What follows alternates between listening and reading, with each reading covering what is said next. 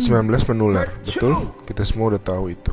Parahnya karena masa inkubasinya bisa sampai 14 hari, orang bisa positif corona tanpa demam dan batuk. Gak kelihatan. Kalaupun dia nanti batuk dan demam, bisa jadi itu bukan corona, bisa jadi flu biasa. Jadi bingung kan? Nah, saat ini cara yang paling akurat yang kita punya adalah dengan testing. Pemerintah ini sedang mempersiapkan testing massal di hari-hari ke depan. Pesan utama video ini adalah jangan panik ketika nanti setelah testing massal, angka positif corona kita naik tajam. Kenapa?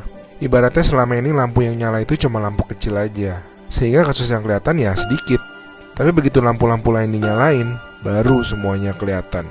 Jadi kalau nanti dalam sehari angkanya naik tinggi, artinya bukan dalam sehari tiba-tiba terinfeksi menyebar. Oh my god, penyebarannya cepat sekali, dalam sehari naik sekian. Lebih tepatnya, dalam sehari kelihatan banyak kasus positif yang terinfeksinya itu dari kemarin-kemarin, tapi belum kelihatan. Ngerti ya bedanya ya? Pahit emang rasanya ngeliat fakta, tapi ini penting banget. Makin kelihatan, makin mereka bisa diisolasi sehingga nggak nularin ke orang-orang yang lebih banyak lagi.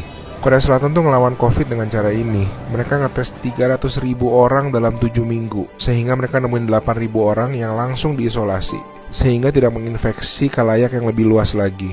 Kurva mereka langsung gepeng.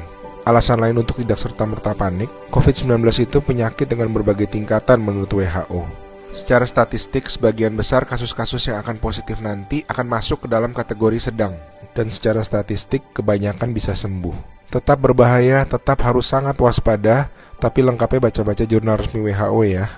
Di hari-hari ke depan kita akan lihat banyak orang positif corona, teman-teman kita, saudara-saudara kita. Tapi ingat, jangan jadi stigma. Corona itu bukan aib, dia bukan dosa, dia bukan kesalahan orang itu sendiri. Jadi kita tetap harus waspada, harus menjaga diri kita tidak terinfeksi. Kita malahan harus bantu mereka untuk jadi sembuh. Jadi akhirnya masif testing itu perlu, supaya yang sakit dan tercecer di sana-sini bisa diisolasi sehingga tidak menimbulkan lebih banyak orang yang terinfeksi.